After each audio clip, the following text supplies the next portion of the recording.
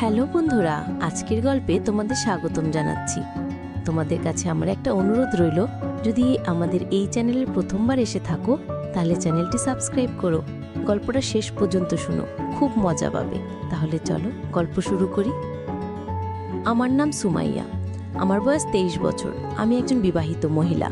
আমার স্বামীর নাম আবির, সে একটা সরকারি অফিসে চাকরি করে। আমাদের বিয়ে হয়েছে প্রায় 2 বছর হলো, কিন্তু এখনও আমাদের কোনো সন্তান হয়নি। আমাদের পরিবারে আমরা 4 জন থাকি, আমি, আমার স্বামী আর আমার শ্বশুর এবং আমার শাশুড়ি। আমরা সবাই আমাদের জীবনে খুব খুশি ছিলাম, একে অপরের সঙ্গে হাসি খুশিভাবে সুন্দরভাবে দিন কাটাতাম। কিন্তু আমার শাশুড়ি অসুস্থ হওয়ার কারণে সবাই কিছুটা ভেঙে পড়েন। তো তারপরে আমরা তাকে কিছুদিনের জন্য আমার ননদের বাড়ি পাঠিয়ে দেয়। সেখানে কিছুদিন থেকে আবার বাড়ি ফিরে চলে এলেন। ফিরে আসার পর আমরা তার মধ্যে কোনো বড় পরিবর্তন দেখতে পাইনি। তবে একটা জিনিস আমি লক্ষ্য করছিলাম, তার আদর নিয়ে একটা অদ্ভুত ব্যাপার দেখা যাচ্ছিল। আমি দেখেছিলাম তিনি প্রায়ই আমার দিকে অদ্ভুতভাবে তাকিয়ে থাকতেন। কখনো কখনো আমাকে তিনি ছোঁয়ার চেষ্টা করতেন। আমার কাছে এসব খুব একটু অদ্ভুত লাগছিল, কারণ এর আগে তিনি কখনো এমন করেননি। মনে মনে ইচ্ছে হচ্ছিল আবিরকে ফোন করে সব বলে দিই, কিন্তু তারপর ভয় হলো, যদি আবির আমার কথায় বিশ্বাস না করে তাহলে আবার আমি কি করব। ভাবলাম হয়তো এটা আমার ভুল বোঝাবুঝি। কিন্তু একদিন তো সীমা ছাড়িয়ে গেল। সেদিন আমি বাথরুমে যাচ্ছিলাম, দেখি শ্বশুর আগে থেকে বাথরুমের ভেতরে আছেন। আমি একটু দাঁড়িয়ে গেলাম, ভাবলাম তিনি একটু পরে বেরিয়ে আসবে, কিন্তু ভেতর থেকে অদ্ভুত অদ্ভুত আওয়াজ আসছিল। আমি বুঝতে পারছিলাম না তিনি এতক্ষণ ধরে ভিতরে কি করছেন। তাকে ডাকার চেষ্টা করলাম, কিন্তু মনে হয়। তারপর ভাবলাম তিনি যে কোনো সময় বেরিয়ে আসতে পারেন, তাই আমি আমার ঘরে আবার ফিরে গেলাম। প্রথমে মনে হচ্ছিল আবিরকে সব বলে দিই, কিন্তু আবার সেই ভয়, যদি সে আমার কথা না মানে। এই ভেবে আমি সারা রাত জেগে রইলাম, ঘুমই এলো না ভেতরে ভেতরে, খুব অস্থির লাগছিল। কয়েকদিন ধরে যা যা হচ্ছিল সবই খুব অদ্ভুত মনে হচ্ছিল। রাতে আবির আমাকে ভালোবাসতে চাইল, কিন্তু আমি বললাম আজ আমার মন ভালো নেই, এই বলে মুখ ফিরিয়ে শুয়ে পড়লাম। সারা রাত জেগে কেটে গেল। সকালে আবিরকে শহরে বাইরে কাজে যেতে হলো। একটা মিটিংয়ের জন্য সে 7 দিনের জন্য যাচ্ছিল। আমি তার ব্যাগ গুছিয়ে দিলাম, টিফিন বানিয়ে দিলাম। কিছুক্ষণ পর সে কাজে বেরিয়ে গেল। এখন বাড়িতে শুধু আমি, আমার শ্বশুর এবং আমার শাশুড়ি ছিলাম। ভয়ে আমার হাত পা কাঁপছিল, প্রতিটা মুহূর্তে যেন শতাব্দীর মতো কাঁদছিল। সারাদিন আমি বাড়ির কাজে ব্যস্ত রইলাম। আমার শাশুড়ি তো অসুস্থ হয়ে পড়েছিল। কাজ শেষ করে ঘরে এসে শুয়ে পড়লাম। আগের রাতে ঘুম হয়নি, তাই এখন ঘুমে চোখ ভার হয়ে আসছিল। প্রায় বিকেল 5টা বাজে। কখন যে চোখ বন্ধ হয়ে গেল আমি টেরই পাইনি। সাধারণত আমি শাড়ি পরি, কিন্তু গরমের জন্য কয়েকদিন ধরে সালোয়ার কুর্তি পরছিলাম। আমার শরীর তখন ঘামে ভিজে গিয়েছিল। আমি পাখার নিচে শুয়েছিলাম। প্রায় 1.5 ঘন্টা পর আমার মনে হলো কেউ আমাকে অদ্ভুতভাবে ছুঁচ্ছে। প্রথমে ভাবলাম স্বপ্ন দেখছি, মনে হচ্ছিল হয়তো আবিরের সঙ্গে আছি। কিন্তু হঠাৎ ঘুম ভেঙে গেল। ধরফর করে উঠে বসলাম। কাপড় ঠিক করতে করতে দেখি শ্বশুর আমার পাশে বসে আছে। তাকে দেখে আমি চমকে গেলাম। জিজ্ঞেস করলাম, বাবা কি হয়েছে? আমার কাছে কিছু দরকার ছিল? শ্বশুর বললেন, বৌমা, আমার চা খেতে ইচ্ছা করছিল, তোমাকে অনেকবার ডেকেছি, তুমি শোনোনি, তো তাই আমি দেখলাম তুমি আরামই ঘুমাচ্ছ। ভাবলাম ঘুমান্ত বৌমাকে জাগিয়ে কি হবে, আমি নিজে চা বানিয়ে নেই, আর তুমি জেগে গেলে তোমাকে বলতে এলাম। তার কথা শুনে আমি বুঝলাম তিনি কোনো খারাপ উদ্দেশ্য নিয়ে আসেননি। আমি তাড়াহুড়ো করে বিছানার থেকে নামলাম। আমার বুকটা ধরফর করছিল। দুপাট্টা মাথায় দিয়ে বললাম, বাবা, আপনি আপনার ঘরে যান, আমি চা নিয়ে আসছি। আমার কথা শুনে তিনি একটু মন খারাপ করলেন, চুপচাপ নিজের ঘরে চলে গেলেন। প্রায় 15-20 মিনিট পর আমি 1 কাপ চা নিয়ে তার ঘরে গেলাম। দেখলাম তিনি বিছানায় বসে কাঁদছেন।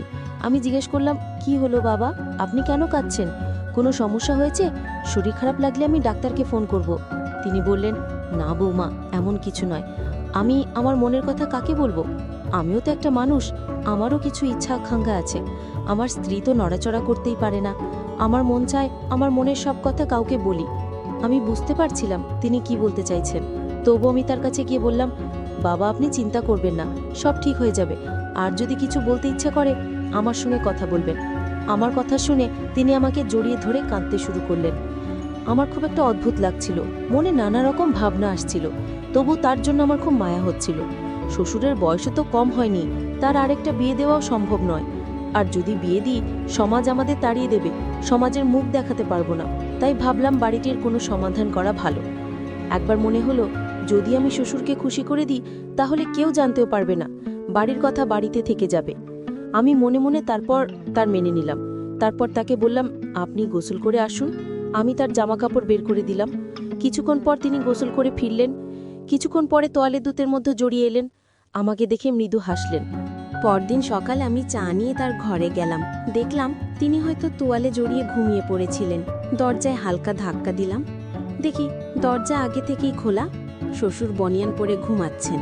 এই অবস্থা দেখে আমার খুব রাগ হলো, তবু কিছু বললাম না। চা দিয়ে কিচেনে ফিরে এলাম। প্রায় 1.5 ঘন্টা পর তিনি কিচেনে এসে বললেন, বৌমা, একটু তেল গরম করে আমার ঘরে নিয়ে এসো তো, আমার মাথার শরীরে একটু মালিশ করে দাও। এবার আমার মনে হলো তার নিয়ত ভালো নয়, কিন্তু আমার কাছে কোনো প্রমাণ ছিল না। কিছুক্ষণ পর আমি তেল গরম করে তার ঘরে নিয়ে গেলাম। বললাম, বাবা, এই নিন তেল, আপনি নিজেই লাগিয়ে নিন, আমার আজ অনেক কাজ আছে, কাপড়ও ধুতে হবে। তিনি বললেন, বৌমা, মাথায় আমি নিজে লাগিয়ে নেব, কিন্তু পিঠে আমার হাত পৌঁছায় না, তুমি পিঠে মালিশ করে দাও। এই বলে তিনি বিছানায় উপুর হয়ে শুয়ে পড়লেন। সকাল থেকে আমার তার ওপর খুব রাগ হচ্ছিল, তবু আমি তার পিঠে মালিশ শুরু করলাম। প্রায় 10 মিনিট পর তিনি পাশে ফিরে বললেন, বৌমা, তোমার তো হাত খারাপ হয়ে গেছে, তাহলে একটু পেটেও মালিশ করে দাও। আমি না চাইতেও তার সব কথা মানছিলাম, 2 হাতে তার মালিশ করছিলাম। যদি শাশুড়ি অসুস্থ না থাকতো তাহলে আমাকে এসব করতে হতো না। এই 7 দিনে আবির ছাড়া আমার এত খারাপ অবস্থা, তাহলে শ্বশুর শাশুড়ি কিভাবে থাকেন? আমি এই ভাবনায় ডুবেছিলাম। হঠাৎ সব ছেড়ে ঘরের ভেতরে চলে এলাম। কিছুক্ষণ পর আমার ঘরে এলেন। বললেন, কি হলো বৌমা, তুমি সব ছেড়ে এখানে চলে এলে কেন? আবিরের জন্য মন খারাপ করছে, তার জন্য মন বসছে না? তুমি আমাকে বলো তোমার কি সমস্যা। তোমার যা ঘুনোর কি আছে আমি সঙ্গে সঙ্গে পূরণ করে দেব। আমি তোমাকে আমার মেয়ের মতোই দেখি, আমি তোমাকে মেয়ের মতো ভালোবাসি। আমি কখনো চাই না তুমি কোনোভাবে কষ্ট। তুমি তো আমার আদরের মেয়ে। আমি তার পায়ে পড়ে গেলাম।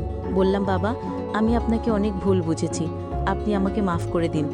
এতদিন ধরে আমি ভেবেছি আপনি আমার উপর খারাপ নজর রেখেছেন, তাই আমি আপনার থেকে দূরে থাকছিলাম।